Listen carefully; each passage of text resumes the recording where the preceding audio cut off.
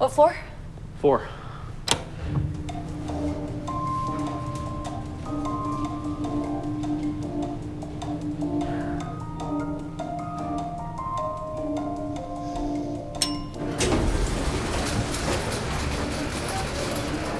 You guys look amazing. Yeah, we do. Is Michael doing socials? No.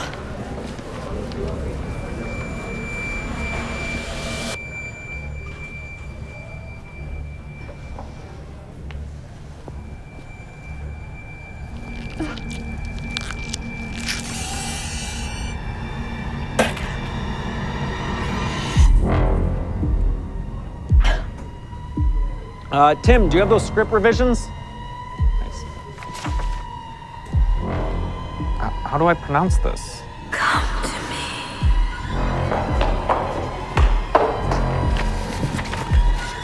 I'll just wing it.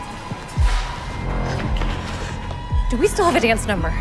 You are late.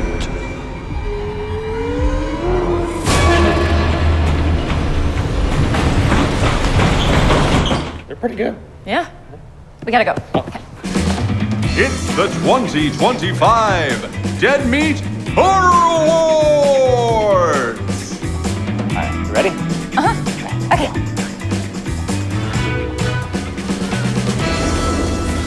Hey everyone, we're thrilled to welcome you back to the Dead Meat Horror Awards, where we honor the best of the genre from the past year. This year, we'd like to thank our sponsor, NordVPN, who we'll be hearing from at the end of the show. It's so exciting that 4 years in, we still have plenty of new and thrilling things to talk about thanks to horror fans and filmmakers. I think everyone can agree that 2024 was a particularly outstanding year for the genre. As per usual, we were treated to a slew of sequels and remakes with innovative follow-ups to recent favorites and surprising new perspectives on old classics. And of course, horror also treated us to some of the most original movies of the year. From grounded and gritty to colorful and stylized, this year's nominees proved just how much this genre is capable of. Yeah, in fact, the movies were so exemplary, some of them broke into the mainstream. The Substance, Nosferatu, and Alien Romulus were all recognized by the traditional award shows. It's the kind of acknowledgement and respect that we hope to continue seeing in the future. But in the meantime, we'll pick up the slack, since there's a lot of incredible work being done. That's why we at Dead Meat, alongside other award shows like the Saturns and the Fangoria Chainsaw Awards, will continue to uplift and celebrate the wonderful talent behind our favorite horror movies. And for the first time this year, we'll be getting a look at some upcoming movies as well, thanks to our partners at Neon. Tonight, we'll be handing out 12 awards thanks to the addition of our brand new Prime Rib for production design. Once again, we've been joined by a panel consisting of friends and film buffs who love the genre just as much as we do. We'll introduce you to them later, but for now, we'll turn things over to our good friend and co-host, Zoran Gvojic. Thanks, guys. I gotta say, it was no easy task narrowing down our nominees from more than 150 horror movies that came out in 2024. I mean, seriously, it was very difficult. There was a lot of lively debate. But while we couldn't honor all of them with a nomination, we'd like to highlight as many as we can with a montage. Enjoy! The living, the dead, can they coexist? That's what we're here to find out. I'm going to make a very disturbing claim tonight. It will make your stomachs sink a little and your hearts beat faster. It may even make you want to die.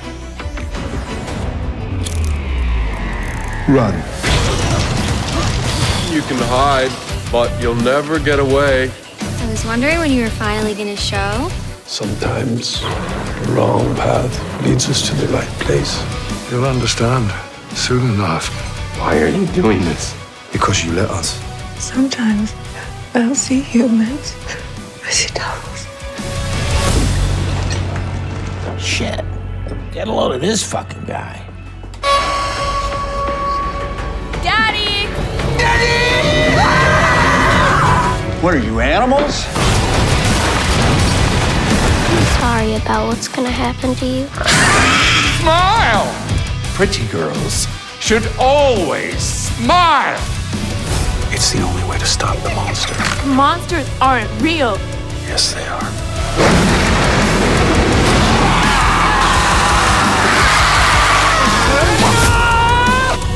got blood on our hands now. That's a fucking weird way to put it. You can't control anything. Blood will be spilt. Oh, bother.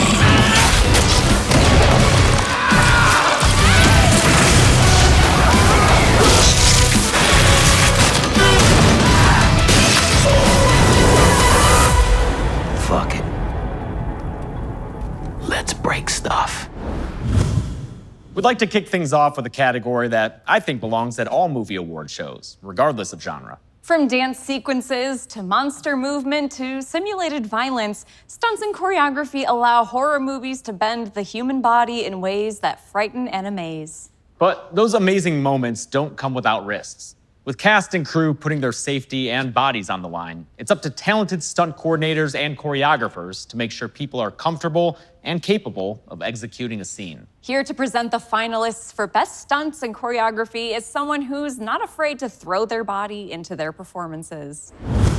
Hey y'all! Thank you so much, James, and thank you so much, Chelsea. It's Janelle Monae here, and as a performer, you get used to bringing different physicality to a variety of projects. I've played robots. Hello. Soldiers. Attention! And twins. Yes, there are two of me. Just go there with me. I've danced, I've fought, and I've run for my life. And none of that will be possible without the talented stunt coordinators and choreographers like tonight's nominees. That's right. Let's give them a big round of applause. The nominees for Best Stunts or Choreography are Abigail. Though Alicia Weir had extensive dance background, she was a newcomer to ballet, especially dancing on pointe. She trained for 8 weeks with choreographer Belinda Murphy to shoot the film's opening routine to Swan Lake. For the film's fight scenes, Weir did some of the flying and wire work herself, with Rochelle Beinart serving as her stunt double for the most difficult sequences. A highlight of the movie is the puppet dance sequence between Abigail and Sammy as she controls her. Katherine Newton used her ballet expertise to develop a 3-minute dance with Murphy. They assumed that director's radio silence would only use a portion of it. Instead, the filmmakers opted to shoot the whole thing. Alien Romulus. Production designer Naaman Marshall collaborated with the stunt team to build rigging into the set itself, turning the spaceship Renaissance into a playground that accommodated the needs of the film's copious wire work. We have incorporated stunt rails so that all the harnesses and all the mechanics actually are designed into the set, so we can have trolleys that run through here with one point in the center. While shooting the zero-gravity sequences in Alien Romulus, supervising stunt coordinator Mark Franklin Henson worked with the actors to make the action feel grounded and natural, even as the characters floated through space. Mads. Mads is a kinetic infection horror film, impressively consisting of a single unbroken 90-minute take. To achieve this monumental task, director David Moreau had to rely on his cast and crew. Every movement from them, as well as the camera itself, was meticulously choreographed by cinematographer Philip Lozano. A single flubbed sequence, or something as simple as the camera running out of battery, would mean they had to start all over again from the beginning. Moreau rehearsed with his actors for 1 week in a room, 1 week on location, and 1 week with the crew before spending one final 4th week actually filming, until they nailed the unbroken 90-minute take. Smile 2. Actress Naomi Scott only had 2.5 days of dance rehearsals to play troubled pop star Sky Riley. Luckily, choreographer Celia Ralston Hall had years of experience working with artists like Alicia Keys, as well as numerous films and commercials. She used that experience to help develop Sky's artistic style. I was really craving something that was immediately pop, but not bubblegum. I wanted something that felt more artistically inclined, more raw edge, more personal, that had this kind of eccentric nature to it. And we discussed, I wanted it to feel like somewhere between dance and movement. Ralston Hall also helped create the film's demonic flash mob, which featured the same backup dancers used in the tour rehearsal scenes. The movement of the mob was inspired by Bob Fosse, along with the movements of ghosts in Hideo Nakata films like The Ring. The Substance. Though Margaret Qualley is a trained dancer, she struggled getting into Sue's confident mindset when performing her aerobicized dance routines. She worked one-on-one with choreographer Marion Motine, who helped her learn a pop star-esque movement style that she would never have come up with on her own. For the film's violent showdown between Elizabeth and Sue, wirework was needed to pull off the intense fight choreography. The sequence was as physically demanding for the crew as it was for the actors, as camera and boom operators had to sprint after Moore as she ran down the apartment's winding hallways. The film's climax used a fire hose to spray blood at an audience full of stunt performers, with the hose itself controlled by a stunt performer in the Monstro Elizasu suit. VHS Beyond. The sci-fi horror anthology features stunts and choreography as diverse as its segments, from musical numbers to alien encounters. The segment Dream Girl, directed by Virat Paul, features a Bollywood song and dance spectacle choreographed by Abhishek Pai, who had previously worked as an assistant choreographer on several Bollywood films. Actress Namrata Sheth only had 2 days to prepare and learn the musical number. For the short Live and Let Dive, director Justin Martinez combined digital effects with real skydiving footage. For Kate Siegel's segment Stowaway, she was reluctant to rely heavily on wirework for anti-gravity effects. Only one wire stunt was used, when actress Alana Pierce was violently thrown across a spaceship. The rest of the time her character was floating around, Pierce was atop 2 apple boxes on a furniture dolly and had to sell the effect through her movement alone. And the prime rib for best stunts or choreography goes to the moment you all been waiting for. Smile 2. Congratulations. Woo! Congratulations to the entire team of Smile 2 for a toe-tapping and skin-crawling good time. Congratulations to Smile 2. The goal for most films is to make their choreography feel natural and spontaneous. It was a treat to see a movie do the exact opposite and to bring movement to the forefront for some unique scares. While our culture has thankfully come around to the value of the real and tangible on screen, it's come at the partial expense of an entire industry. Lately, we've seen an unfortunate increase in studios trying to hide the work of visual effects artists for the sake of advertising their movies. While it's true some productions might use digital effects as a band-aid or a way to save money, others cleverly utilize them to bring their creative visions to life. Those are the films we want to honor here tonight. Presenting this award is a filmmaker who knows VFX aren't just for big blockbuster movies. They're also a helpful tool for indie filmmakers overcoming the limitations of a low budget. In fact, he won the prime rib for visual effects for his work in his feature debut, Benny Loves You. Say it with me now, it's Karl Holt! Thanks, James and Chelsea. At their finest, digital effects immerse us so completely that we don't even question what we're seeing. A form of movie magic, where with just a click, I could summon fire in the palm of my hand. Or interact with wild exotic animals from distant realms, each rendered with astonishing realism. Majestic. The nominees in this category don't just make things look real, they make us feel. And whether the work comes from big studio teams or independent creators, great effects aren't just impressive. They're invisible. The nominees for Best Digital Effects are Alien Romulus.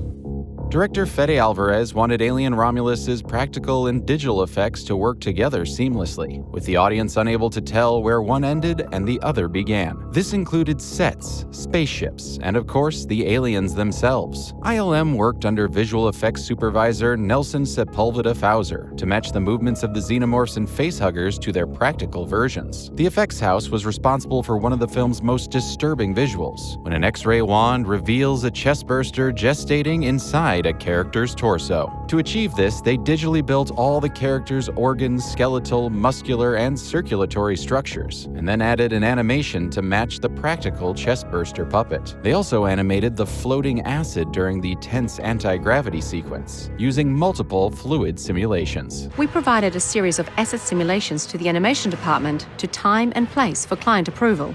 These meshes were then published back, along with the required data, which FX used as a starting point to drive multiple fluid simulations, allowing us to maintain the visually approved look, while also adding in complex simulation dynamics. Arcadium. Arcadian follows a father and his two sons facing an alien threat at the end of the world. Director Benjamin Brewer wanted an ambitious CGI monster, and in spite of the film's small budget, was able to pull it off with collaboration and creativity. He designed the film's central monster himself, and brought it to life with the help of a team led by VFX supervisor Ben Burrell and his brother, a sculptor at Mondo. So it's actually kind of fun because it's this monster that's attacking these two fake brothers that was designed by two real brothers. The monster's appearance and physiology changes throughout the film to keep the characters and the audience on their toes. The result is a uniquely memorable, frightening, and original creature. The First Omen. This Omen prequel gives audiences a look at the Antichrist Demian's demonic father, a jackal that preys on young women at the behest of powerful forces in the Catholic Church. The jackal stays mostly obscured in darkness, only showing itself a little bit at a time. That didn't stop VFX supervisors James Cooper and Ben King from creating a fully detailed model anyway. They believed this would add realism and make the monster feel complete, even if the audience was only seeing a claw or its mouth. Effects company Herne Hill also digitally enhanced most of the film's prosthetic work, such as Father Harris's head wound in the opening scene, as well as Paolo being cut in half by a truck. The team worked on background and environmental effects, creating crowds, fire simulations, and set extensions to de-modernize Rome and make it truly feel like the 1970s. Infested. When making a movie about killer spiders, the most important element that has to work is the spiders themselves. Sebastian Vanecek, director of this claustrophobic creature feature, knew that their CGI spiders had to seem just as real as the 200 actual spiders on set. The VFX team studied the real spiders to capture the unpredictable way the arachnids move. I had the CGI team with me all the time, so we talked a lot when we were shooting the real spiders and studied them really, really closely, their legs, how they behave, why they go here, why they go there, how they move. This combination of the practical and digital, as well as the strategic use of darkness to partially obscure the spider's movements, made the CGI appear skin-crawlingly realistic, even with the film's limited budget. A Quiet Place, Day One. For this Quiet Place prequel, director Michael Charnowski wanted to approach the alien invaders in a unique and unexpected way. ILM visual effects supervisor Malcolm Humphreys and animation supervisor Michael Lum developed the creatures' movements for the new urban setting of New York City, having them behave in ways not previously seen, like scrambling up skyscrapers. In Day One, the creatures move faster and appear in greater numbers, acting as a stampede rather than individual predators. But the effects artists didn't use a crowd system. Each of the creatures in the film is hand-animated and handcrafted. It takes a lot of imagination on everyone's part, but it's kind of fun, too, to also have talented people from ILM standing there being like, yeah, that's awesome, we'll make it look really cool. ILM also filled in New York City around the UK backlot where Day One was filmed, digitally extending streets, adding heights to buildings, and filling in backgrounds. They even created the memorable Manhattan Bridge destruction, seen by Sam from the rooftop in Chinatown. VHS Beyond. After his work as a VFX artist on previous VHS films, Justin Martinez was invited back to direct his own segment in the anthology series' newest entry. He leaned into his special effects background and made the craziest concept he could come up with. The result was Live and Let Dive, a skydiving trip turned plane crash and alien invasion. Martinez combined practical footage of real skydiving with CGI sequences that culminated in the appearance of an alien. Knowing the alien would be shown in broad daylight, he spent 2 months designing the model all the way down to its pores. Knowing that I was going to be judged by horror fans, myself as well, I want that to look practical. The result is an intense and memorable creature design that holds its own among the franchise's pantheon of practical monsters.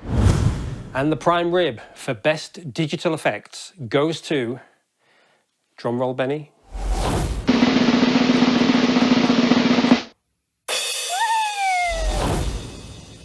Alien Romulus. Congratulations to the crew of Alien Romulus for your mind-blowing and chest-bursting effects work.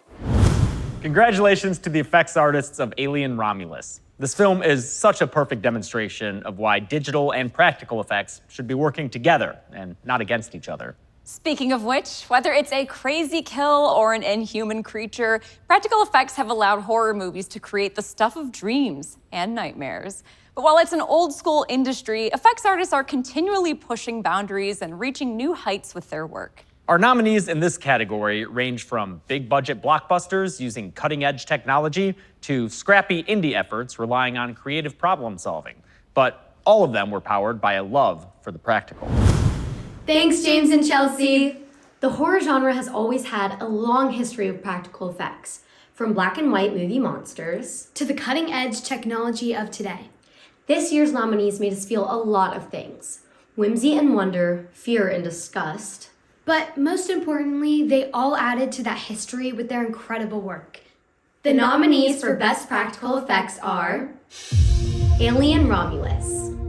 For this latest entry in the Alien franchise, director Fede Alvarez used a variety of practical effects for the film's spaceships, weapons, and creatures. Ian Hunter, who worked on Alien Resurrection, headed the team that built miniatures for the space probe and the spacecraft Corbelan 4. Weta Workshop built various facehuggers, including fully animatronic and remote-controlled versions, as well as stunt-safe models that could be thrown across the room. For one effect, Tippett Studio used stop-motion animation to create the reanimated rat scene in the ship's archived research footage. For Romulus's chestburster, Alvarez tasked Alec Gillis of Studio Gillis with creating a new design based on human birth. And for the full-grown xenomorph, Legacy Effects helped develop a new dangerous appearance. He wanted it to feel as if a character ran their hand against it, much like a shark's skin, they would be cut. It included translucent panels in the arms and legs, which light could shine through for a unique insect-like look. Legacy Effects also worked on the Offspring, a horrific human xenomorph hybrid. They sculpted silicone pieces that were glued directly to the skin of Robert Bobrowski, the 7-foot-tall college basketball player cast in the role.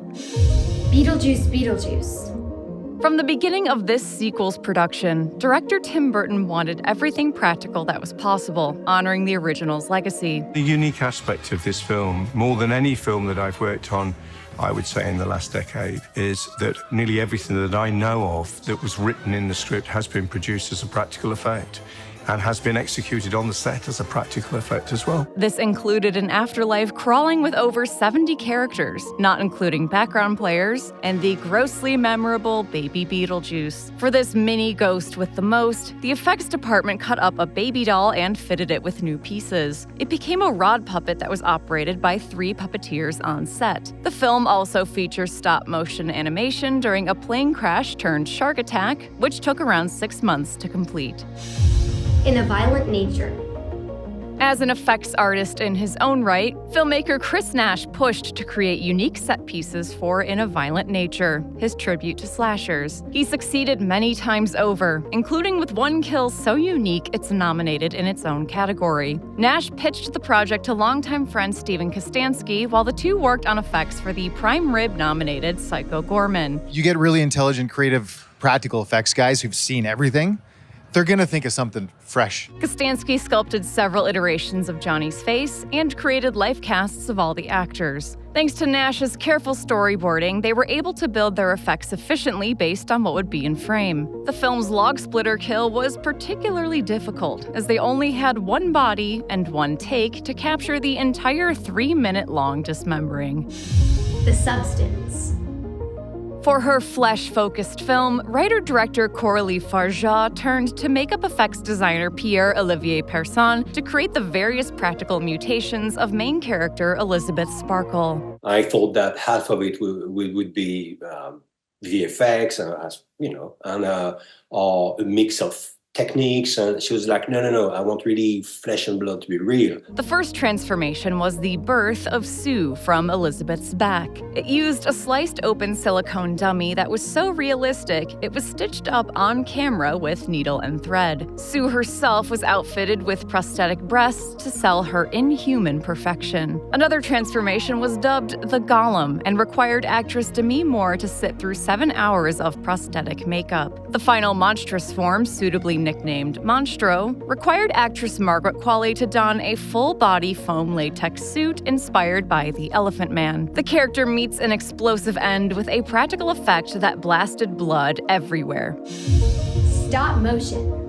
For his feature debut, stop-motion animator Robert Morgan wanted to depict the obsessive experience he had creating his short film Bobby Yeah. I got pneumonia while I was making it, because I kind of was pushing myself too hard and making myself sick. On top of the film's various moments of gore, makeup effects artist Dan Martin also created the cast of puppets used by the film's main character, Ella. To make the puppets look appropriately grimy without degrading the materials, the effects team created fake dirt by putting brown and black silicone glass through a meat grinder. After the initial shoot, Morgan spent 6 weeks animating the puppets, which were then composited onto the live-action footage. The film's frightening villain, the Ash Man, was also built as a full creature suit, worn and performed by actor James Swanton, who also appeared as the Jackal in The First Omen.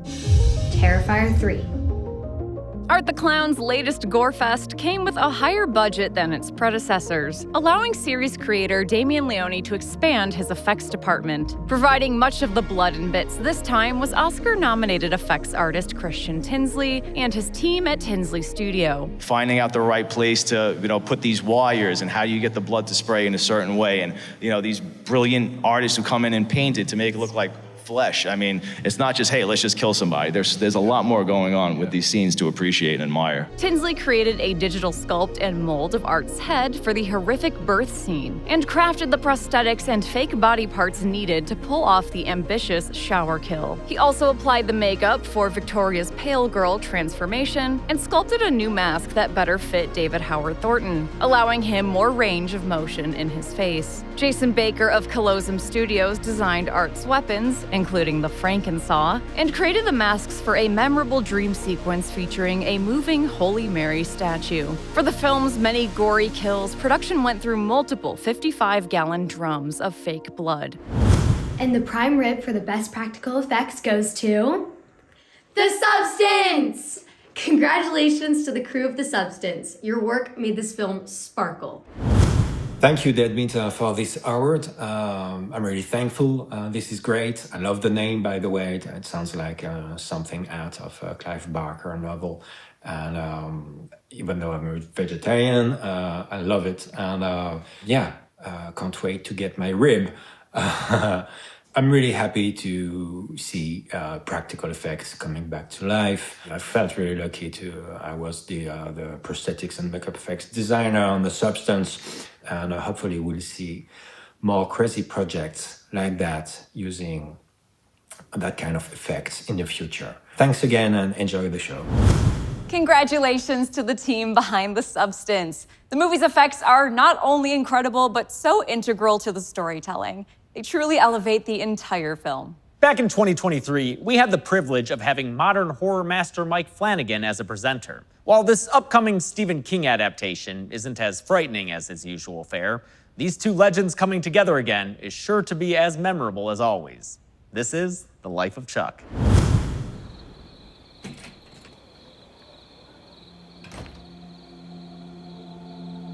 When you look up at the night sky, it can tell you stuff about your future.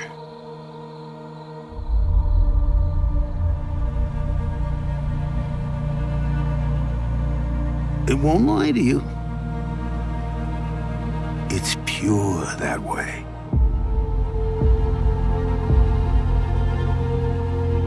You might see a lot more than you wanted. But if you have heart, you have hope. And you have heart in you.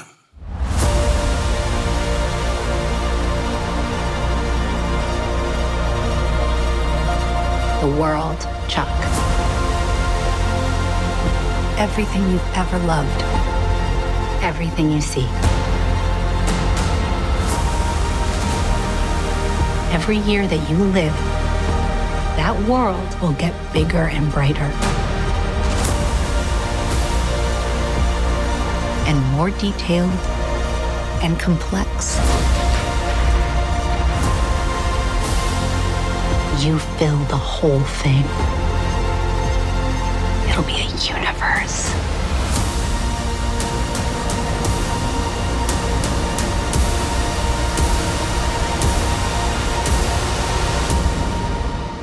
Isn't that wonderful?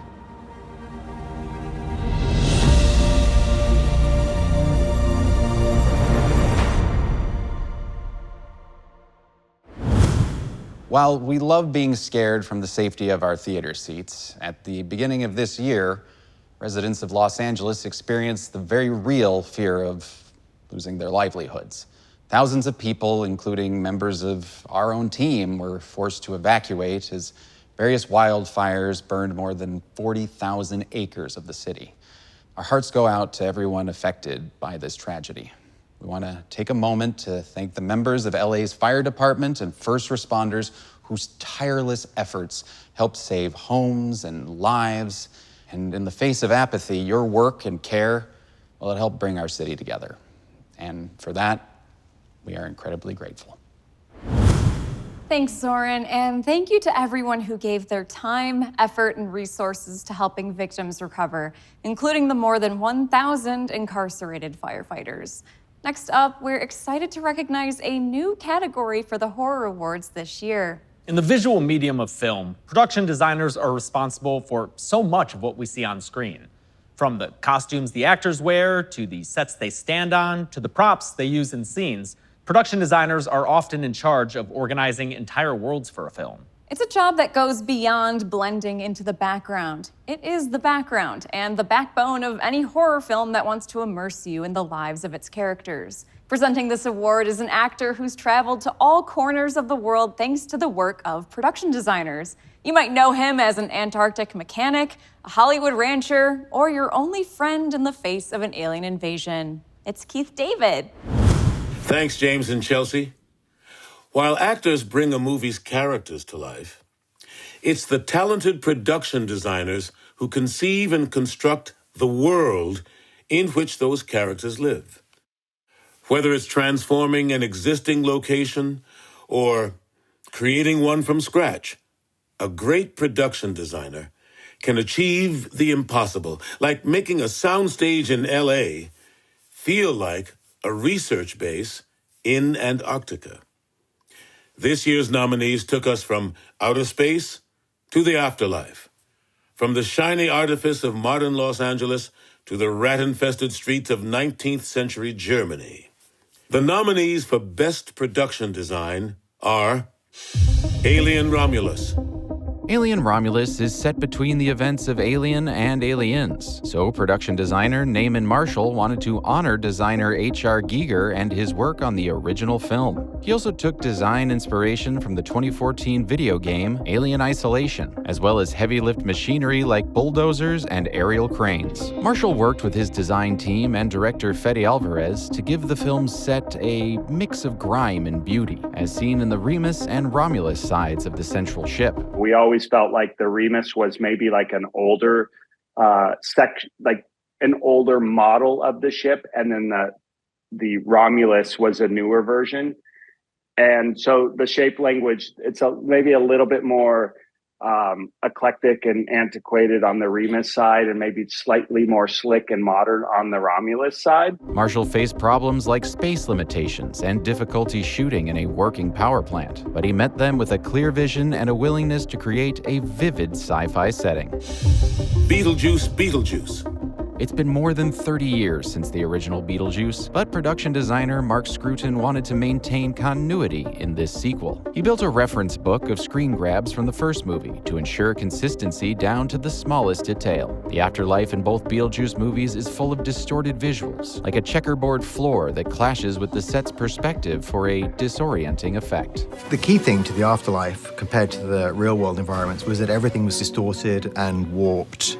Whether that was the furniture, whether that was the walls, it had to discombobulate you in that environment. To recreate the afterlife waiting room, they measured the size of set pieces and screen grabs and compared the actors to ensure that the new set had the same proportions. Since the original house they shot in no longer exists, production rebuilt it from scratch atop the same hill in East Corinth, Vermont. They also didn't have access to the original graveyard model, so an art director from the UK painstakingly recreated it. The entire production was an exercise in intense focus and attention to detail, and all in all, the design team created a whopping total of 87 sets for the film.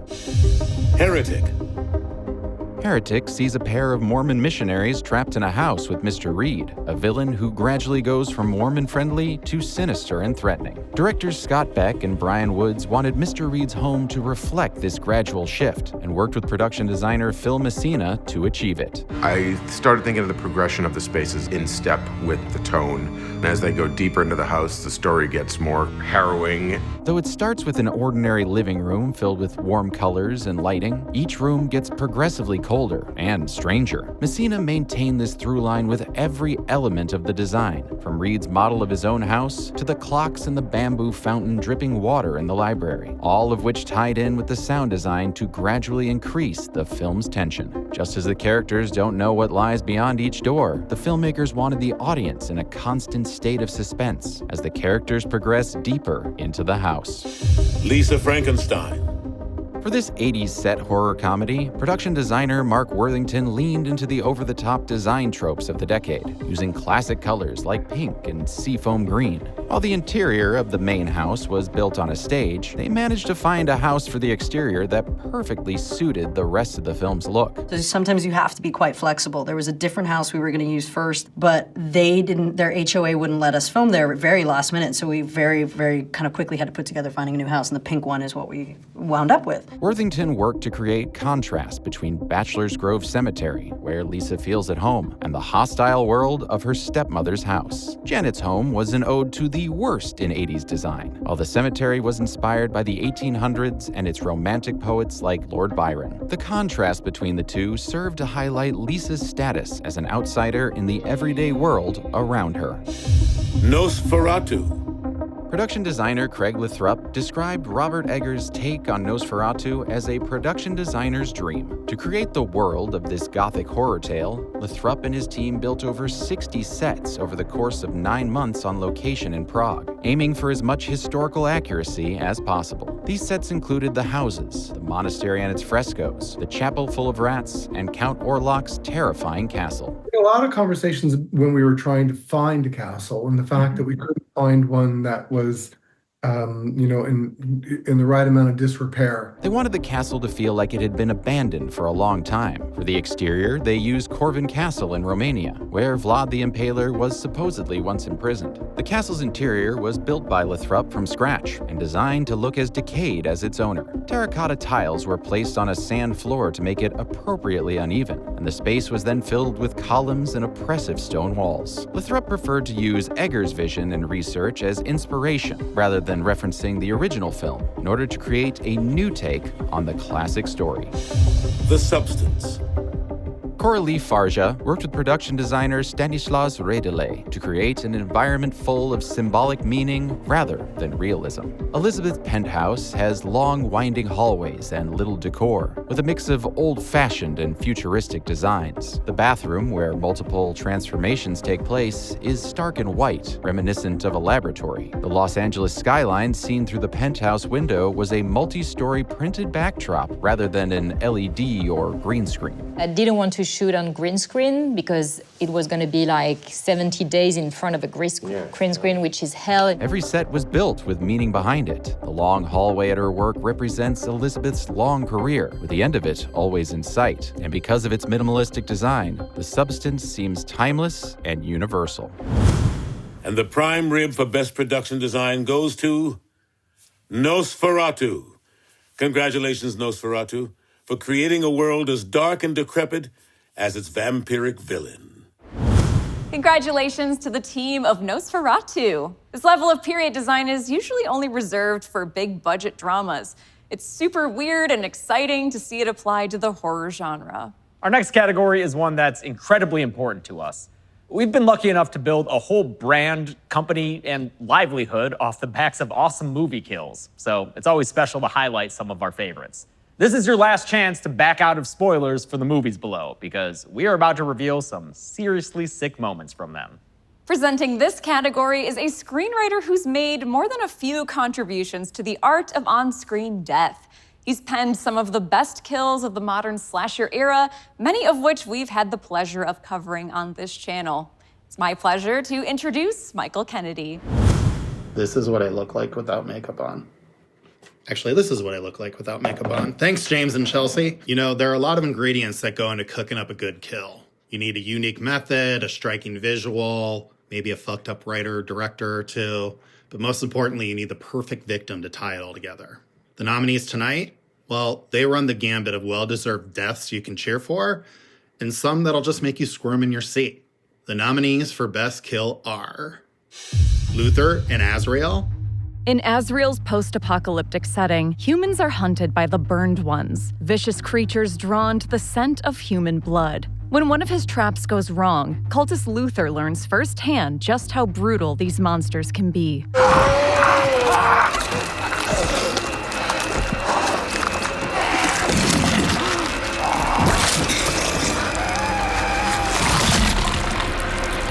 As a member of a cult that surgically removes their vocal cords, Luther is unable to even scream, making the sequence eerily silent except for the sounds of the monsters feasting. Aurora in A Violent Nature. Filmmaker Chris Nash wanted to create a unique kill using an unfamiliar weapon, antique firefighting drag hooks. We always want to challenge ourselves and do things that we haven't really seen or done before. The result is the now infamous yoga kill.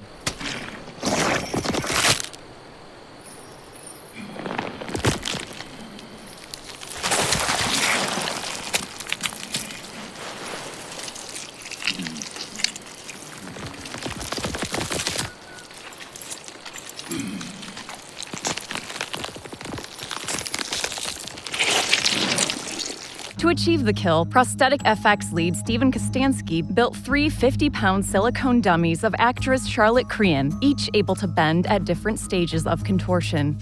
John Labatt and Maxine.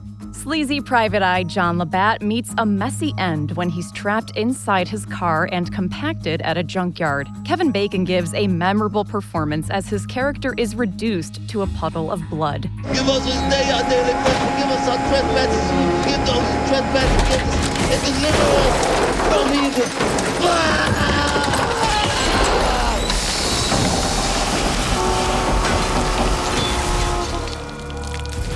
Bacon performed the scene in an actual car crusher and ended up scaring co-star Giancarlo Esposito. I kept worrying about Kevin, man. I was like, Jesus, is that thing gonna fall on his head? To ensure Bacon's safety, the car was drained of its fluids. For the final moments of the crush, the actor was swapped out with a life cast dummy created by Fractured Effects. Lewis and Smile 2. Drug dealer Lewis passes on a demonic curse to pop star Sky Riley, and does so with some weight plates and a smile.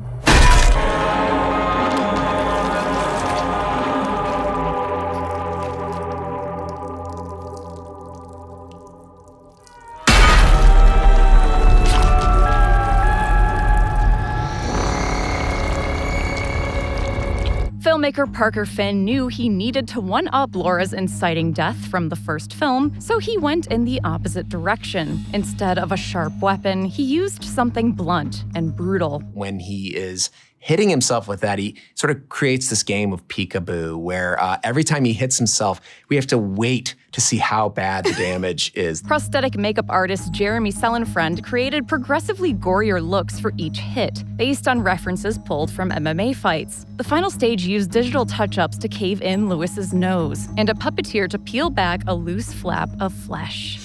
Cole in Terrifier 3.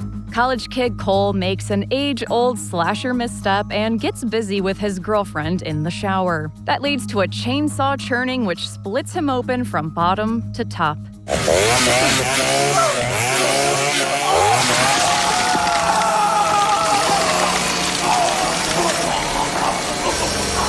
Filmmaker Damian Leone wanted to pay homage to Psycho with an ultra-violent Terrifier twist. And now, since no one's going to let me remake Psycho, I'll just say, well, I'll make my own shower kill scene, and I'll make it as crazy as possible. Instead of looking towards Leatherface, Leone used Scarface's chainsaw torture scene as inspiration. According to prosthetics designer Christian Tinsley, this arm-ripping, leg-bending, full-body bisection used 20 gallons of fake blood. Arnab and VHS Beyond. Paparazzo Arnab crashes a Bollywood set for exclusive footage of Tara, a famous performer who turns out to be a killer robot. Obviously, the guy is screaming, but she doesn't care at that moment.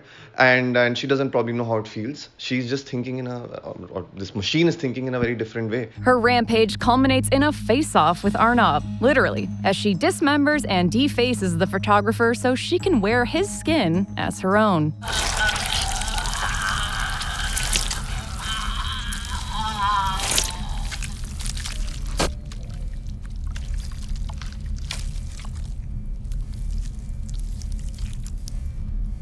Do you want a selfie? To achieve this kill, the team at If SFX Artmaker created a simple face cover that was pulled off, revealing the detailed prosthetic underneath. Slime and fake blood completed the unsettling effect.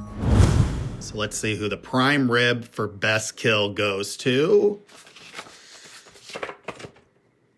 Aurora in A Violent Nature.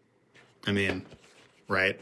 Congrats to the cast, crew, and everyone involved in A Violent Nature for putting Johnny on the map with an all-timer. Hello, Dead Meat Awards. We'd like to thank you so much for giving the Yoga Kill the Best Kill of the Year award. It means so much to us. When we came up with the idea for the Yoga Kill, we thought it'd be fun. We wanted to do something memorable. But ideas are just ideas until people bring them to life. So with that, we'd really like to give our endless thanks to our prosthetics crew, our special effects crew, and our makeup crew. That's Steve Kostansky, Mike Hamilton, Pat Baxter, Audrey Barrett, Fletcher Barrett, and Sommer Mellon. And of course, endless thanks goes to our two actors, Charlotte Cregan and Rye Barrett, our Johnny. Thanks again so much for this award. It means the world to us. Have a great day. No, don't even say have a great day. Let's just end it there. Fuck. Congratulations to the sick minds behind In a Violent Nature. When you count kills for a living, you don't often see anything new, but this brutal end was truly one of a kind. While horror fans love to watch a great character death, it's nothing without a good killer dishing it out. For decades, horror films have hosted some of cinema's most iconic bad guys and girls. And they come in all sorts of flavors, from sympathetic to twisted to unstoppable murder machines. A good villain has the chance to become the face of the whole genre. Just look at Jason's hockey mask or Leatherface's chainsaw.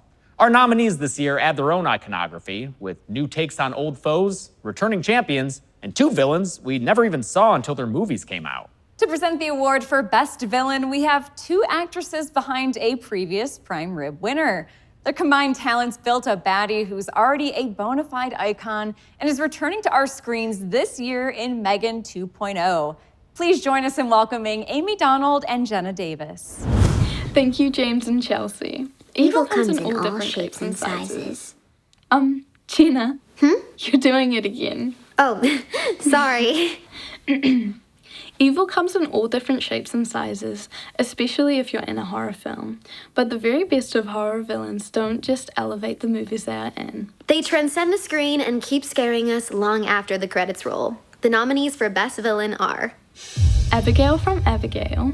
Alicia Weir was only 13 years old when she was cast as Abigail, a ballerina vampire who's much older than she appears. As the titular monster, the movie revolves around her performance. Filmmakers Radio Silence knew Weir was up for the challenge in spite of her age and how different she is from the character. When she transformed into the monster during that audition, she did it with a level of commitment and confidence that genuinely shook us. And it also didn't feel memorized or over-prepared. It just felt like she understood that there was a playfulness that that character would have to have. Weir deftly handles every aspect of the character. Her initial portrayal as a scared kidnapping victim, her knowing and threatening demeanor when her true form is revealed, and the sadistic joy she has while on the hunt, taking out a bumbling band of criminals she so clearly sees as beneath her. Weir's dance background also influenced the character's development, turning her taste for ballet from a small background detail to a fundamental piece of her story. You're really good at pretending to be a little girl. Thank you. I've had a few centuries of experience. Art the Clown from Terrifier 3.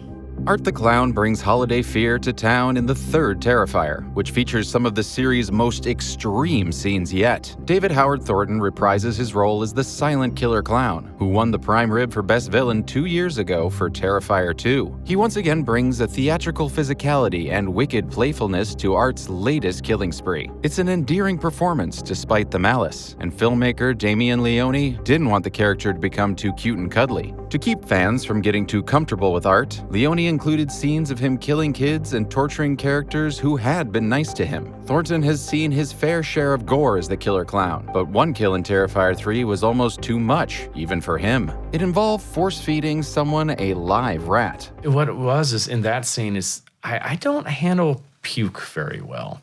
I've never liked it. Don't like it. The scene was originally scripted to be even more extreme, but was cut down to avoid making Thornton vomit on set. He managed to stay in character and avoid ruining his makeup as he brought to life yet another envelope-pushing kill. Hey fella, what's in the bag?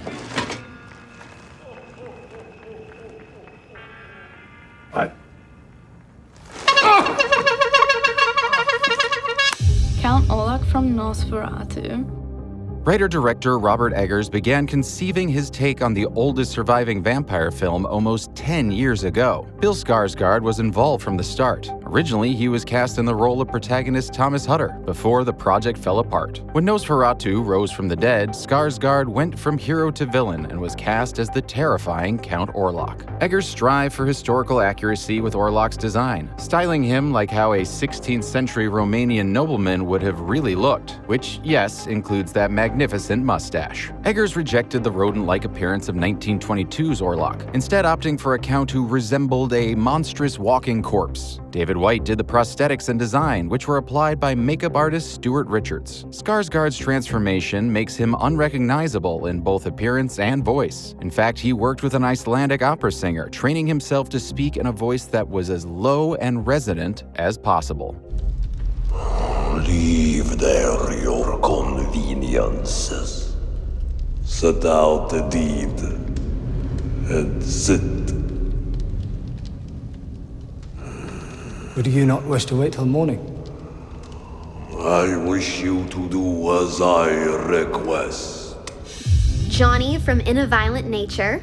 In a Violent Nature makes its audience experience a slasher from the killer's point of view. Johnny is an undead killer inspired by Jason Voorhees, with a few substitutions. Instead of mommy issues, he's given a background centered around his father, and instead of a hockey mask, he wears a turn-of-the-century leather firefighting mask. During the original production, several actors played the character due to various reasons, including medical issues. When the movie wound up being reshot from scratch, Toronto-based actor Ry Barrett took over the role. Barrett brings an intense focus and care to Johnny, using his pace and movement to communicate with the audience without ever speaking a word. The costume helped him maintain a consistent way of moving and allowed him to get into character. I find that the costume kind of designates how Johnny is and how he moves a bit too. So it's kind of once you get back into that costume, you immediately remember all those the little rules that you have set in place. Barrett worked with writer-director Chris Nash to inject Johnny's every move with a sense of menace. Everything from his walking pace to the weight of his steps were given purposeful consideration. It makes the character thrilling to watch, whether he's hacking up teens or simply walking through the woods.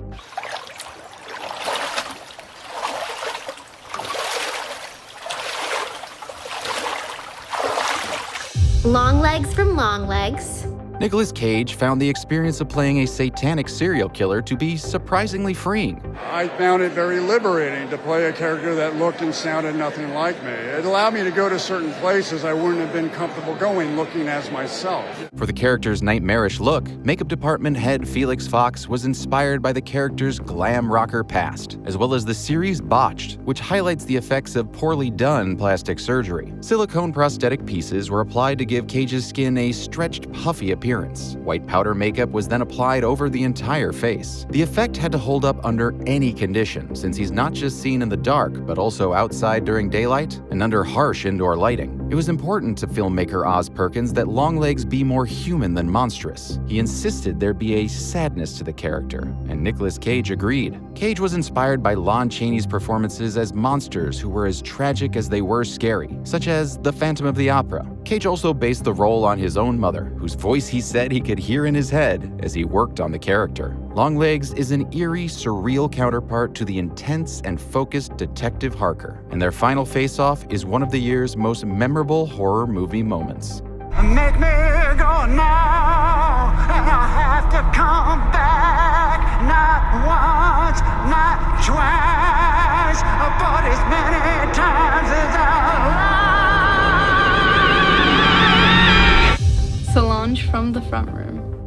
In this psychological horror film, Kathryn Hunter plays the ultimate nightmare mother-in-law to Brandy Norwood's Belinda. At first, Solange seems like an ordinary frail old woman, but as she takes over Belinda's home, her manipulative cruelty and religious extremism rise to the surface. Hunter worked with a dialect coach for months to perfect Solange's distinct southern accent. I was here first and I seen it. I seen the glare. My cousin was a grand dragon. Ooh, see, Norman, this is my point. This is the clan. She is the fucking clan, Norman. And you're an uppity Yankee. Uppity. I guess I am a racist. She also developed a specific walk that utilized Solange's two canes as an extension of herself. She wanted Solange's movements to feel menacing and reminiscent of a spider. Hunter also had prosthetics applied to transform her into Solange, and used her time in the makeup chair to meditate on the wicked old woman's inner life. It was good time to kind of think, oh, this old woman, she's a so-called horror, but she also has her own loneliness. She's lost a husband, she's lost a child. So it's actually fantastic thinking time about the character. And the prime rib for best villain goes to Longlegs. Congratulations to Longlegs for a terrifying, turn-worthy title of a role. Yo, to all my friends at Dead Meat, thank you for bestowing upon me this most prestigious award of Best Villain of the Year. It's the award that I wanted. It was the award that I was after, that I intended to reap for myself. Everybody knows I'm a villain guy. I'm a bad guy. My favorite characters are always the villains, and when we made Longlegs, we set out to make an iconic villain, and then next thing I know, I turn around and everybody's dressed up like him for Halloween and making TikToks, and things got weird, and well, I'm grateful for your approval and for your recognition. It means a lot to me, and great. See you at the movies. Congratulations to Longlegs for winning Best Villain of 2024. When a movie's whole marketing campaign can be based off just their voice, you know you've got a special kind of evil on your hands. With the subjective nature of art, it feels irresponsible to pick the so-called best without input from others. So, just like last year, James, Chelsea, and myself were joined by a panel of industry experts and horror lovers to help with voting. Each panelist was given 1 vote per category to determine the prime rib winners. Our panelists this year included Perry Nemiroff, a co-host and senior producer at Collider; Zach Morris, aka CZ's World, a YouTuber and filmmaker; Greg Alba, co-host and creator of The Real Rejects; Megan Cruz, aka J Stubes, a content creator and film critic; Rebecca McHenry, a filmmaker, academic, and journalist; Zena Dixon, who runs the YouTube channel Real Queen of Horror; Joe Aragon, aka Cinema Joe, co-host and creator of the House of Cinema podcast; our friend Chauncey K. Robinson, an award-winning journalist and creator of Production Tales from Hell; and finally, Chris Stuckman, a YouTuber, film critic, and writer-director of the upcoming horror movie, Shelby Oaks. A huge thank you to all our esteemed panelists for your time and your knowledge. Now, back to you, James and Chelsea. Thanks, Zoran. While not everyone in a horror movie can be the final girl, that doesn't mean they don't have an important role to play. In fact, more so than any other genre, the supporting performances in a horror film also tend to be the most memorable. Our nominees this year all embody that spirit, enriching the themes of their stories and the fictional worlds they inhabit. While our protagonists aren't always better off for meeting them, the movies they appear in certainly are. Presenting this award is an actress who knows what it means to be a killer supporting character. Her prime rib winning performance in 2023's Evil Dead Rise was the beating heart of that film, even long after that heart stopped beating. Please join us in welcoming the extremely talented Alyssa Sutherland. Thanks, James and Chelsea. Sometimes the supporting cast in a horror movie are just corpses waiting to happen. But the best films know that to become truly great, the characters surrounding the center have to be captivating as well. Whether they're loyal loved ones, dangerous monsters, or occasionally, someone who's both. The nominees for Best Performer in a Supporting Role are Alicia Witt as Ruth Harker in Longlegs. From the moment she read the script for Longlegs, Alicia Witt knew Ruth Harker was exactly the kind of complicated character she'd been longing to play. She said playing the mother with a dark secret was a spiritual and cathartic experience. I can hardly take credit for whatever she was. It was more just knowing her and realizing she was inside of me and letting her out. Her connection to the character of Ruth and the trust she placed in director Oz Perkins allowed her to let loose and deliver a show-stopping performance as a mother willing to do anything to protect her daughter, no matter the cost. I'm not a child anymore, Mom. You're not a child because you were allowed to grow up. Allowed? This is a cruel world. Especially for the little things. Not all of them are allowed to live. Alicia Weir as Abigail in Abigail. After making her film debut in Netflix's Matilda the Musical, Irish actress Alicia Weir was excited to try out the horror genre. Weir threw herself into the character of Abigail, doing her own stunts and augmenting her existing dance skills by learning ballet, all to give a cohesive performance. We were trying to, incorporate dance into Abigail's character, so no matter what she was doing, she was always doing it in a balletic form. She was leaping, she was pirouetting everywhere she went. Weir also taught herself an American accent without a dialect coach. With an end result so convincing, many of her castmates were shocked to learn she was Irish only after filming had wrapped. Her dedication comes together in a memorable mix of playfulness and menace. Fucking bitch! I'll kill you, fucking fucks! I'll rip your fucking heads off and gorge myself on your blood! David Johnson as Andy in Alien Romulus. TV and indie movie actor David Johnson never expected to wind up in a big-budget blockbuster like Alien Romulus. But despite the larger scale, Johnson approached playing synthetic human Andy with the same authenticity as his other projects. You can't play synthetic. You can't, no one knows what that actually is, but you do know what it feels like to be an outsider. You do know what it feels like to be someone who's not really understood. When Andy's reprogrammed partway through the film, Johnson also got a chance to create a cold, calculating character more in line with previous android antagonists like Ash and David. His performance reflects the two ways Johnson saw the film, both as a sci-fi horror epic and a family drama rooted in Andy's sibling relationship with protagonist Rain. I have just one directive: to do what's best for Rain. Your dad wrote it. Yeah. Gotten too many dad jokes. I'm happy to help. Jack Haven as Maddie in I Saw the TV Glow. Jack Haven was looking for something smart when they first came across the script for I Saw the TV Glow. They were drawn by the chance to work on a film that reflected the uncertainty and confusion of developing one's own gender identity. I was thrilled by the parts that didn't make sense because I'm always so tired of scripts that try to make sense out of fear and embarrassment. On set, Haven worked closely with co-star Justice Smith to develop the relationship between Maddie and Owen and what that connection brings out in each character. The highlight of Haven's heart-wrenching performance is a monologue that zeroes in on the horror of feeling like you don't belong in the world around you. I screamed as loud as I could for help. I apologized for the whole thing, and I begged God for someone to come along and save me.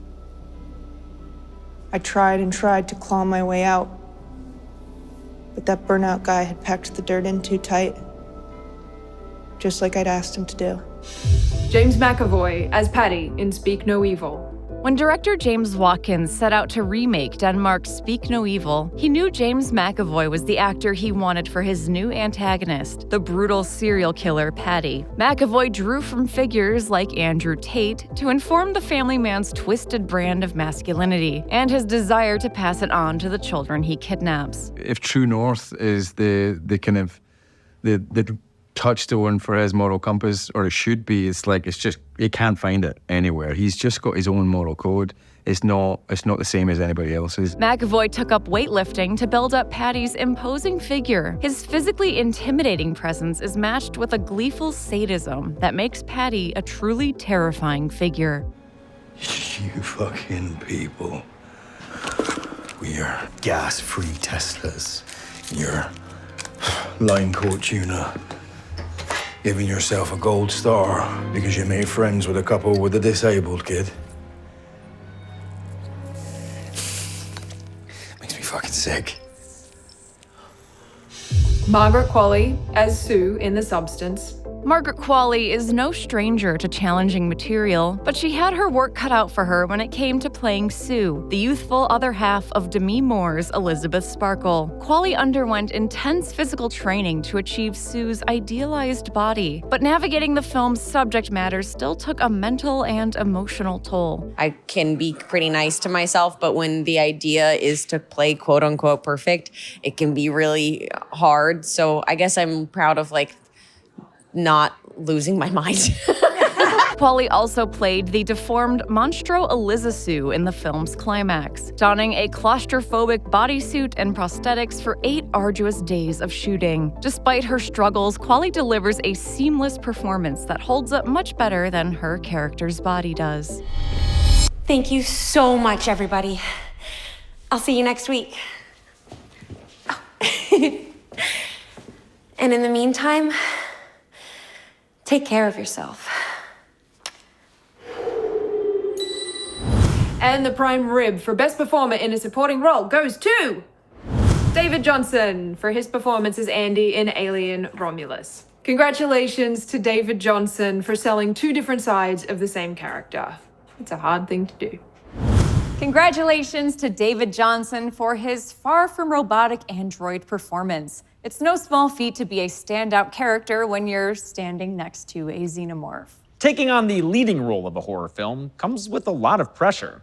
You have to capture an audience's attention for the duration of your character's journey. And when your journey is as harrowing as the ones you find in horror, it's important you make for an excellent guide. This year, we saw heroes and villains alike take center stage. Our nominees not only embodied their roles, but truly embraced the responsibility of leading their films. We have complicated and compelling protagonists, sinister central villains, and a couple who are somewhere in between. Presenting this award for what might be our most competitive category is an actor who's played memorable characters, both big and small. Thanks, James and Chelsea. You know, every acting performance needs to come from a place of truth. And in horror, that truth is usually unpleasant. So our nominees tonight took the leap and put their deepest fears and darkest desires right there in the spotlight. And what we got were some incredible career-defining performances. The nominees for Best Performance in a Leading Role are David Dastmalchian as Jack Delroy in Late Night with the Devil. When Cameron and Colin Carnes set out to cast the role of late-night host Jack Delroy, a Fangoria article about regional horror hosts caught their eye. They decided to cast its author, actor David Dastmalchian, who did extensive prep work to keep his character authentically vintage. It was a lot of watching and listening to tapes, just hundreds of hours of Dick Cavett, Johnny Carson, Don Lane. He also had to portray Delroy's off-camera persona of a man pushed to sacrifice anything and anyone for success. Dastmalchian drew from his own history with addiction to add nuance to a character whose temptations led to demonic consequences. This show is, and it always has been, for you.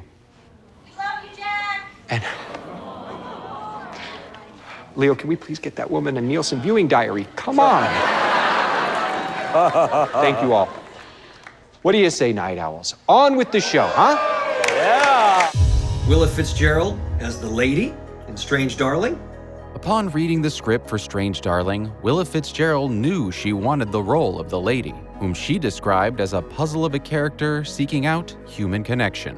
While the film plays with allegories and non-linear storytelling, Fitzgerald viewed her character from a grounded, chronological standpoint. I had the arc and the scaffolding of like what's happening to her emotionally, physically, and psychologically in order so that then it could be out of order and it would make sense back in order. Because it was just the most important thing to me that this is a human being. To capture the character's desperate, survival-driven nature, Fitzgerald watched animal videos, particularly raccoons, and did somatic work to embody the physical wounds her character accumulates. Even when we know we're going to spend the rest of our lives in a tiny little cage, we will fight to stay alive.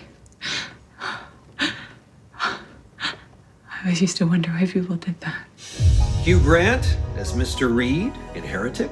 Hugh Grant used his famous charm to sinister effect while playing the philosophical killer, Mr. Reed. To prepare for the theologically dense role, Grant delved into months of research, creating mood boards and writing a decade-spanning biography for his character. I studied lots of religions, I studied serial killers, I studied cult leaders. Grant took specific inspiration from Scottish serial killer Dennis Nilsen for Mr. Reed's prankster personality. He focused on the dissonance between the character's pleasant demeanor and the horrible things he does, reasoning the film would be scarier the more it seemed like he was having fun. Do you believe in God because somebody told you at an impressionable age that God is real, despite having doubts as you got older, despite seeing evidence to the contrary your whole lives? When your father lost control of his body, did you think it was God's plan to ruin his life? Micah Monroe as Lee Harker in Longlegs. Micah Monroe brings an intense stillness to FBI agent Lee Harker as a way to convey the character's childhood trauma. Her greatest hurdle was finding a way to convey Harker's emotions even as the character is suppressing them. That was something that I really wanted to do with her, that nothing is brought up until it's brought up and boils and there's no suppressing it anymore. Monroe gives a quiet and layered performance, stilted and awkward while still as sharp as any other on-screen detective. It makes her the perfect foil for Nick Cage's over-the-top antagonist, as well as one of the most compelling protagonists of the year. What happened to this one? Its head got cut off, and I don't know where it is. Guess that's more my job. Finding things I mean. Demi Moore as Elizabeth Sparkle in The Substance.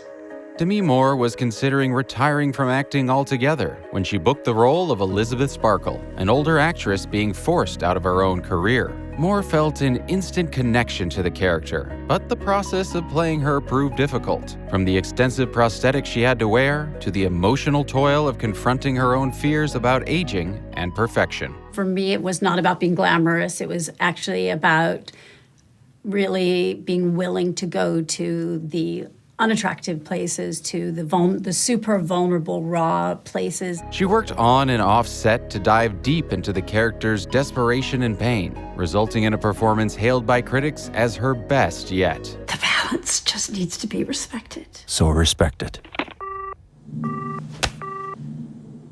Stop it, stop it, stop it, stop it, stop it. Naomi Scott as Sky Riley in Smile 2.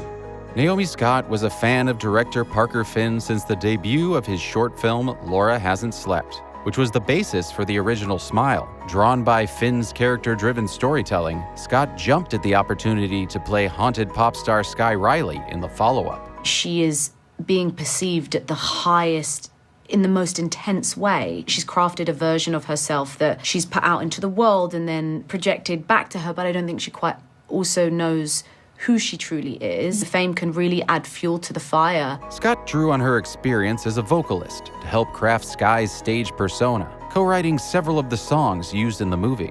But it was the film's emotional intensity that proved the most challenging, with Scott calling the film's final showdown the hardest 4 days of her career.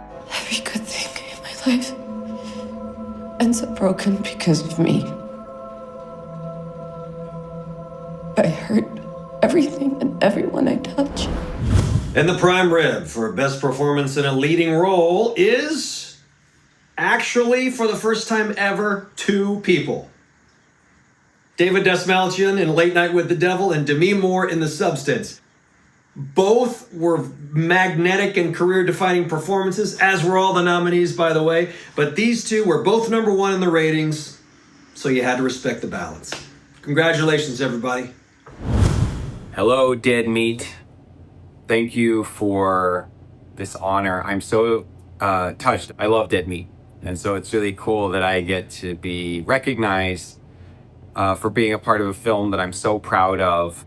You know I love prime rib, and you know I love horror, and you know how hard it is to make an independent horror film and for it to ever find its audience. And the fact that you guys are willing to give me this, especially in consideration of the incredible number of performances and films that came out in the horror space this year. I'm really touched. Thank you so much. I hope everybody is having a horrifically fun time today watching all of these. I hope my speech is at least somewhat interesting, because I feel like everyone always gives really good speeches at these, and I'm trying to think of something clever, original to say, other than the fact that I'm getting ready to go do some horrific, awful things on camera, and I hope that makes you happy. Thank you again. Very grateful. Keep the meat dead. Congratulations to David and Demi for our first ever double win. In the past, we've broken ties to determine a singular winner, but this year, even our tie-breaking protocol couldn't decide between them. And that's fine with us. We're happy to reward both of these phenomenal talents. Fear is a universal feeling, but it's highly personal as well. Not everything scares everyone, and crafting a truly horrific experience is a skill people often take for granted. That's why we're here to highlight incredible horror directors like our nominees, since every one of them crafted a vision of fear that leapt off the screen. To present this category, we have a director who's imparted many a nightmare onto the Dead Meat audience. He's last year's winner, the man behind the prime rib sweeping sensation When Evil Lurks. Please give a hand to Mr. Demian Rugna. Thank you, James and Chelsea. Directing a horror movie is a fine-tuning fear. Sometimes it means building slow and subtle tension, and sometimes means bashing someone's head with a hammer. This year, nominees came from different styles and backgrounds, but they all succeeded in bringing their unique vision to life. The nominees for Best Director are Coralie Farshad for The Substance. As Coralie Farshad entered her 40s, she grappled with ideas about aging as a woman in a youth-obsessed society. Those thoughts led to The Substance, a bold body horror film inspired by movies like The Fly, Mulholland Drive, and Requiem for a Dream. I wanted it to let go and to kind of splatter the world with it, saying, yes, this is a reality of it. This is what's happening. This is what the world is doing to us. Farshad included copious close-ups of skin to mirror how the female body is constantly scrutinized in everyday life. Her vision was clear from the screenplay to post-production, including a 30-day shoot they called The Lab after the actors had wrapped. There, Farshad captured the film's striking close-ups and effect shots. She was so hands-on, she even injected herself with a real needle. Greg Chardin for It's What's Inside. Inspired by Freaky Friday and Black Mirror, Greg Chardin's sci-fi horror comedy It's What's Inside sees old friends reunite with a dangerous party game, which uses a device that allows them to swap bodies. With characters pretending to be each other, It's What's Inside could have been a confusing mess. But Chardin worked with his cast to keep each character unique and recognizable, even as they're played by different actors. He's having so much fun when he's directing. I mean, like, he's his first audience, so he's so psyched about everything we're doing. Like, it feels like we're performing for him. Working with cinematographer Kevin Fletcher, Chardin lit scenes with Suspiria-inspired colors that represented each character and their emotional states. The result is a stylized and kinetic mix of interpersonal conflict and existential horror. Shane Schoenbrun for I Saw the TV Glow. Jane Schoenbrun wrote this deeply personal psychological horror film after 2 months of hormone therapy. They wanted to capture the feeling of discovering their own gender identity and the fear of never coming to terms with it. I think it's a film about how we cope with repression It's a film about where repression comes from and the sort of quiet power of shame.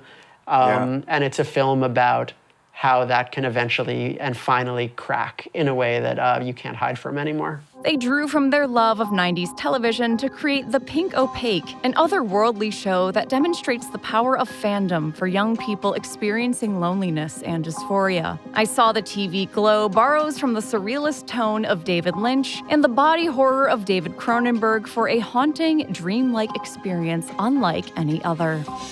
Osgood Perkins for Long Legs. For this dread-infused serial killer story, director Oz Perkins drew from classic crime thrillers like The Silence of the Lambs and Seven. Playing with audience expectations, Long Legs is purposely familiar, until its twists and turns take it to jarring new territory. You've got your central kind of spine, you've got your central inspiration, your kind of guiding light, and then from there, that's when you're able to really get into what you want to do. Working with DP Andres Aroki, Perkins used negative space to suggest a demonic presence around his characters. Perkins also drew from his own upbringing, weaving a story about dark suburban secrets and childhood lies. It's taken to satanic extremes for protagonist Lee Harker and her mother Ruth.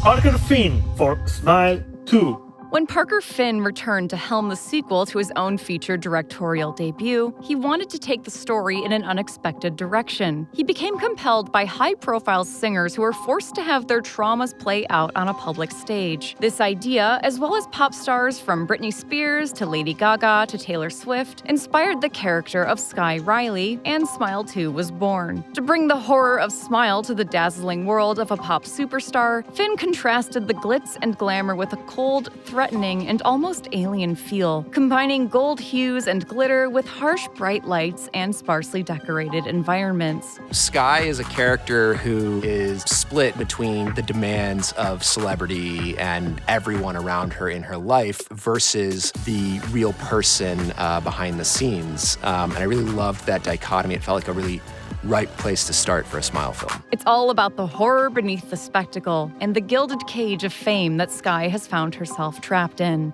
Robert Eggers for Nosferatu.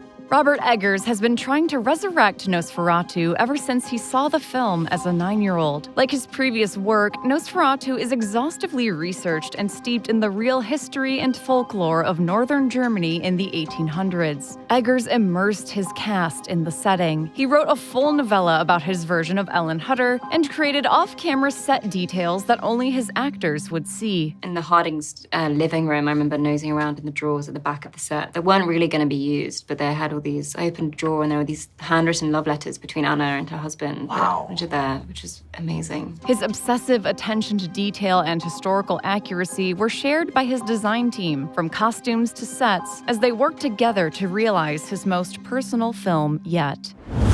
And the prime rep for Best Director goes to Coralie Fakshat. Congratulations, Coralie Fakshat, for making us laugh, cry, and sick, and all at the same time. Congratulations to Coralie Fakshat. It was a tough competition this year, but Fakshat's commitment to her craft is as awe-inspiring as it is horrifying to watch. It's frequently been said on Dead Meat that completing any movie is a miracle. Every single one of them has been touched by dozens, often hundreds of people, working together to create the films we love. This year, we sadly said goodbye to many who contributed to the genre. And we'd like to take a moment to thank them and honor the work they left behind.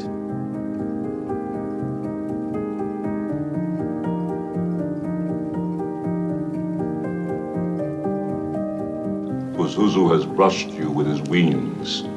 You called on Pazuzu to reach me.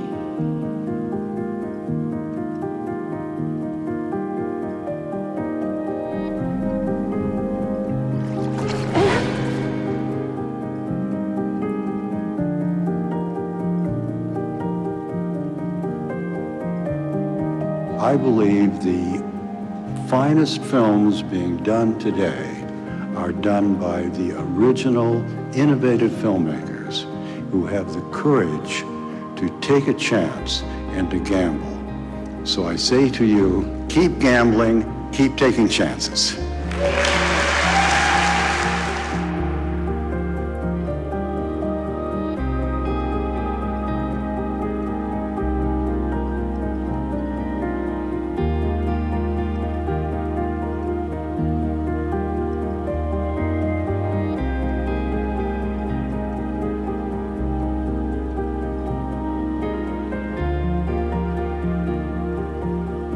Amazing how fast you get used to such a big place. I tell you, when we first came up here, I thought it was kind of scary. You know, it's Halloween.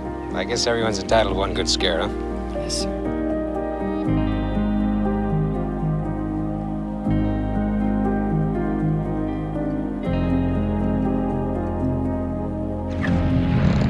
Oh, that was wonderful.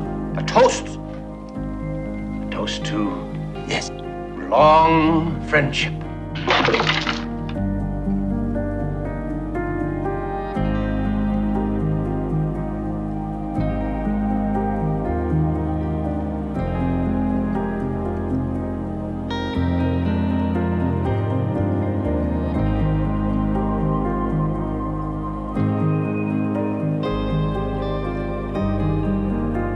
Catch you fuckers at a bad time.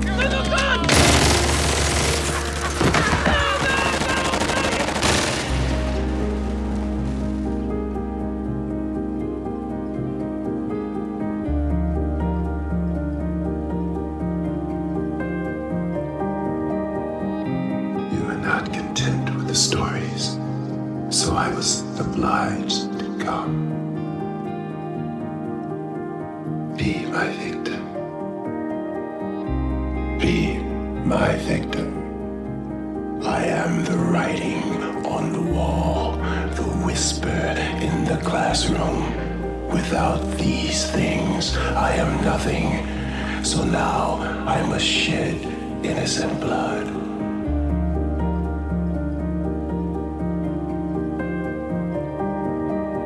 To go with cinema is to go like the same kind of thing you go with music. It talks to you, but not with words alone. So just go in open and just go in and have an experience in a different world.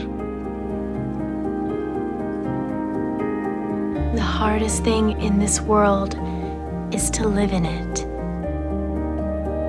Well, normally I write about witchcraft, but what are vampires but witches that suck blood? Paul Baltimore, master of witchcraft, no more. Nevermore.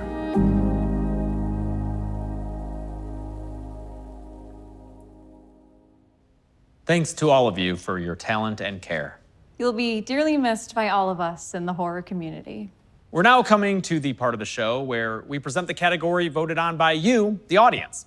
While our panelists provide a certain expertise and experience, the horror genre has always survived and thrived because of the fans. We asked all of you to pick your favorite movie of the year, and the answer this time was a resounding blowout. Presenting this award is an actor who's a fan favorite of both of ours.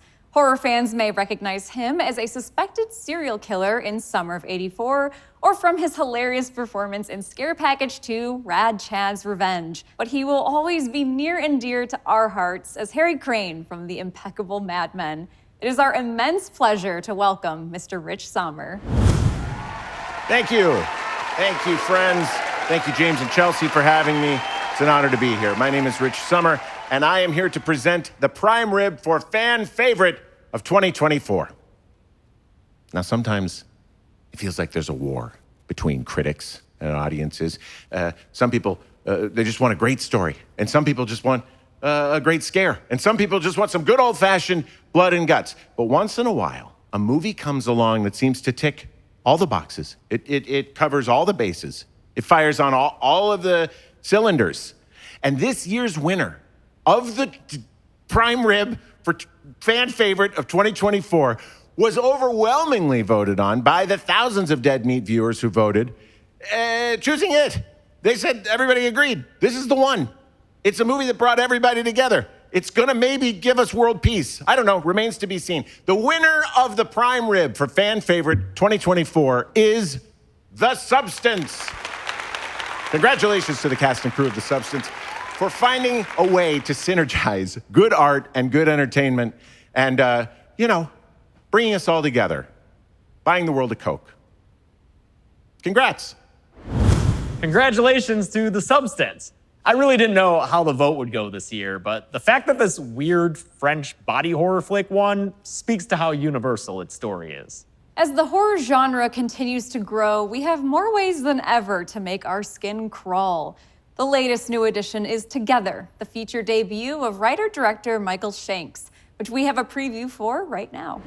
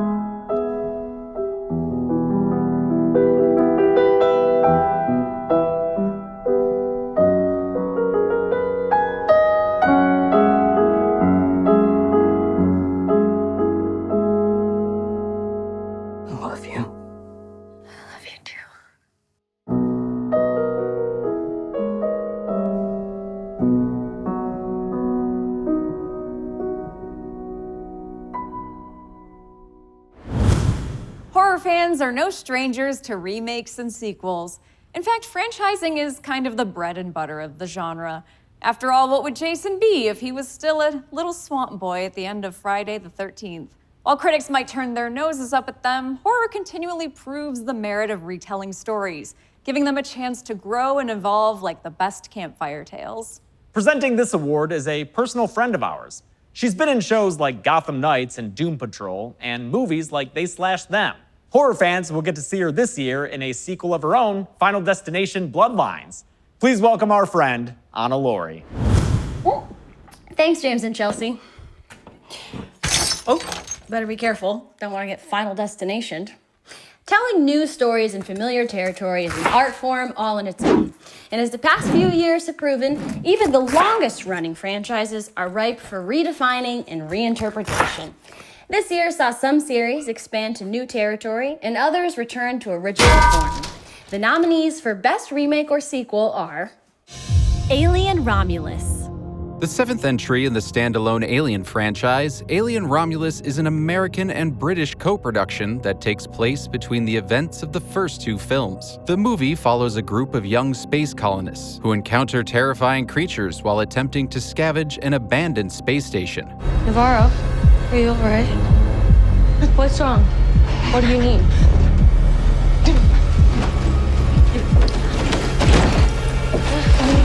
Navarro.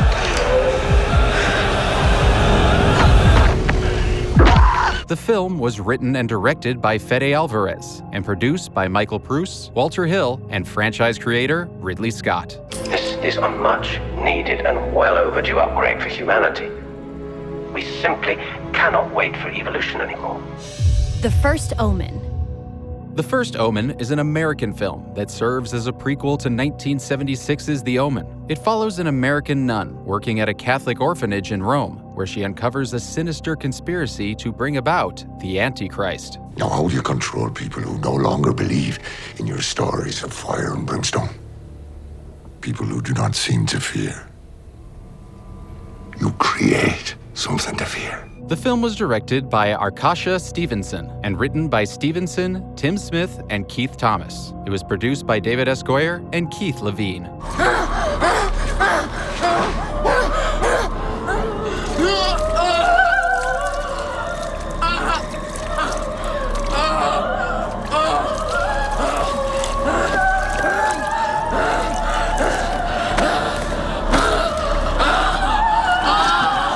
Nosferatu. Nosferatu is an American film and a remake of the 1922 German silent film Nosferatu, A Symphony of Horror, which was itself an unauthorized adaptation of Bram Stoker's 1897 novel Dracula. The film tells the story of a young married couple who is preyed on by an ancient, powerful vampire. You cannot love. I cannot. Yet I cannot be sated without you. It was written and directed by Robert Eggers and produced by Eggers, Jeff Robinoff, John Graham, Chris Columbus, and Eleanor Columbus. I shall persist to join you every night, first in sleep, then in your arms. Everything will be mixed with abomination, and you'll be knee-deep in blood. Everyone will cry, there will be none to bury the dead. Smile 2. A sequel to 2022's Smile, Smile 2 is an American film about a pop star who finds herself targeted by a deadly supernatural force while preparing to embark on a world tour. I wish you could feel what it's like having to live inside my head. No, please, no. The film was written and directed by Parker Finn, who returned to the sequel after writing and directing the original film. Smile 2 was produced by Parker Finn, Marty Bowen, Wick Godfrey, Isaac Klausner, and Robert Salerno. No, stay away from me. Stay away from me. Paul's dead! You're not! Paul, stop smiling at me! Speak No Evil. Speak No Evil is an American remake of the 2022 Danish film of the same name. It follows an American family on a visit to the remote family farmhouse of a British couple, where they discover that their seemingly idyllic life hides a twisted secret. It's not even about the kill for me. It's always been about the hunt. You know, getting them in the crosshairs, luring the fish onto the hook. That's the game. That's what I live for. The film was written and directed by James Watkins and produced by Jason Blum and Paul Ritchie. Why are you doing this? Because you let us. Terrifier 3.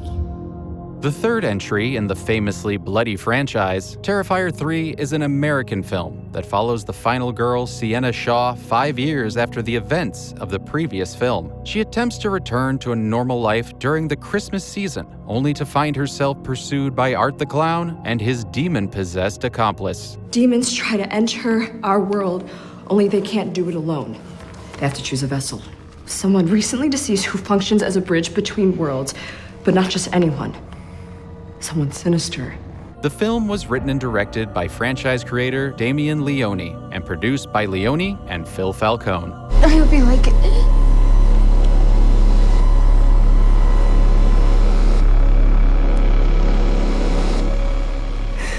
Best gift ever.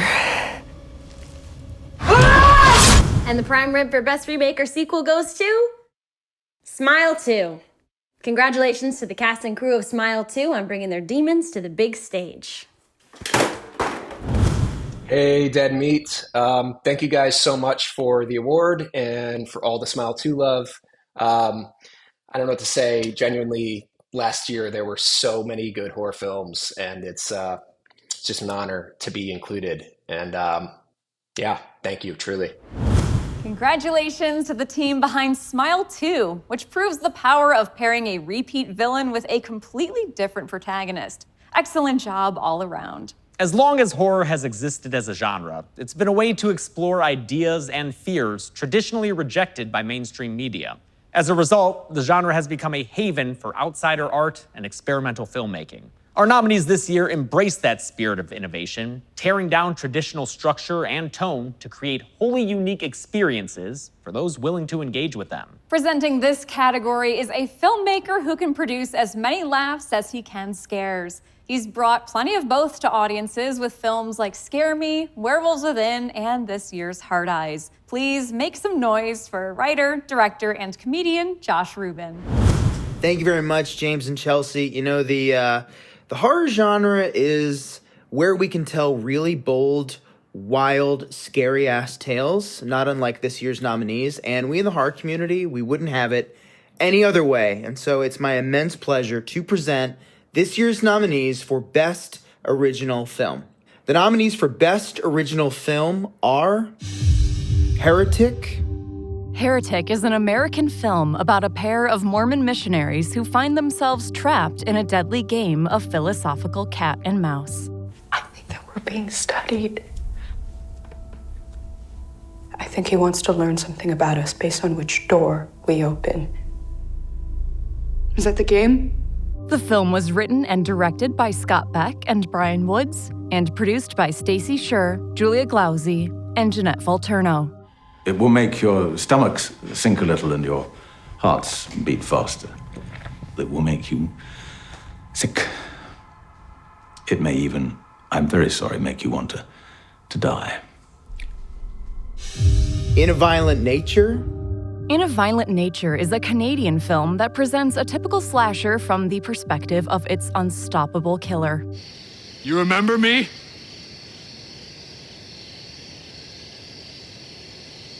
I remember you. And I remember what you did 10 years ago. The film was written and directed by Chris Nash and produced by Peter Kuplowski and Shannon Hanmer. Okay, put an oven. Your head's not in the shot. Okay. Okay. 3, 2, 1. I Saw the TV Glow? I Saw the TV Glow is an American film that follows two teens who become obsessed with a frightening children's show. When you think back on watching The Pink Opaque, how do you remember it? How do I remember it? Yeah. Do you remember it as just a TV show? The film was written and directed by Jane Schoenbrunn and produced by Emma Stone, Dave McCary, Sam Intley, Sarah Winchall, and Allie Herding. It's okay. So you don't remember anything. Your real name? Your superpowers? Your heart?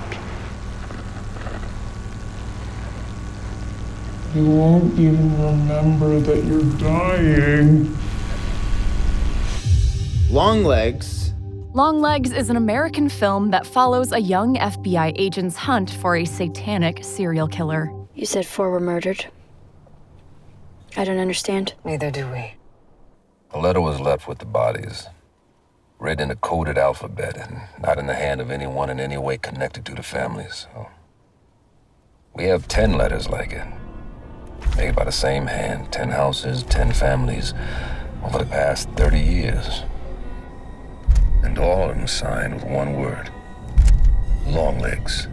The film was written and directed by Osgood Perkins. It was produced by Nicolas Cage, who also stars, as well as Dave Kagan, Brian Kavanaugh Jones, Dave Kaplan, and Chris Ferguson. What's your name, little angel? Nice to meet you, Carrie Ann. Now, I know you're not afraid of a little bit of dark. Because you are the dark. Strange Darling? Strange Darling is an American film that depicts a serial killer's final murders in a twisting, non-linear narrative. Looks like checkmate. Yeah. And then some. There's nothing more than checkmate. It either is or it isn't. You fucking Philistine. The film was written and directed by J.T. Molnar and produced by Giovanni Ribisi, Bill Block, Roy Lee, and Steven Schneider. It's a goddamn tragedy. Men think that we're these prudes who don't like casual sex. Most of us fucking love casual sex. We just wonder that murder isn't gonna be served on the side. Jesus. Never thought about it that way. Of course you haven't. You're not a woman. The Substance. The Substance is a French, British, and American co-production about an aging actress who takes a youth-restoring serum with horrific side effects. Have you ever dreamt of a better version of yourself? Younger, more beautiful, more perfect. One single injection unlocks your DNA, starting a new cellular division that will release another version of yourself. This is The Substance. The film was written and directed by Coralie Farja, who produced alongside Tim Bevan and Eric Fellner. Would you share one of your little beauty secrets with us? Just one little trick of yours that helps you look so incredibly stunning. I mean, look at you. I don't know, Say it! Say it! Let me think. Say it! Tell them who your little beauty secret is. I guess Why don't we just show them right here? Here's your little beauty secret. I just try to be myself, to be sincere and grateful for all that I have, and to always remember to lead with my heart. Oh, America's sweetheart. So we'll be back in a minute. And the prime rib for Best Original Horror Movie goes to The Substance. Thank you so much to the team behind The Substance, especially my buddy Brian who did VFX. Y'all took horror to very new, very nauseating heights. Congratulations. Congratulations to The Substance for its 5th win of the night. Each and every one of them well-deserved. And congratulations to all the other winners and nominees tonight. It was an incredibly tough competition this year, but it kind of has been every year. It sure has. We've had some great horror movies in the 2020s, and I hope to see that trend continue. As we reach the end of the night, we want to thank the many people responsible for it.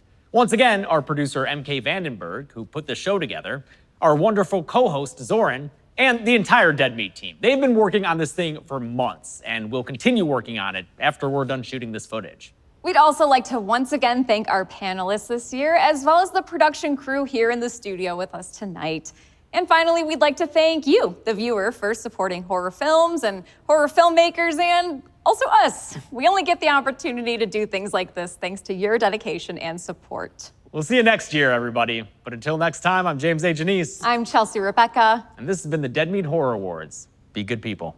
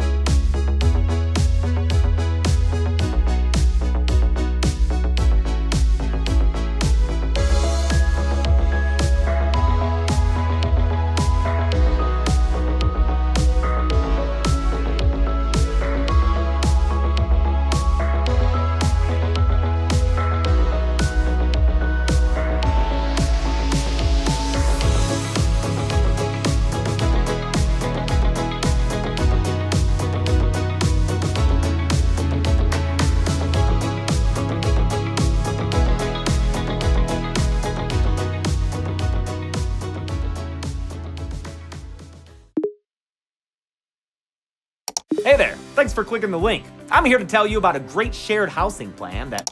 Whoa there, you trying to leave? Well, you should have thought of that before clicking the link. But now it's too late. I'm in your system.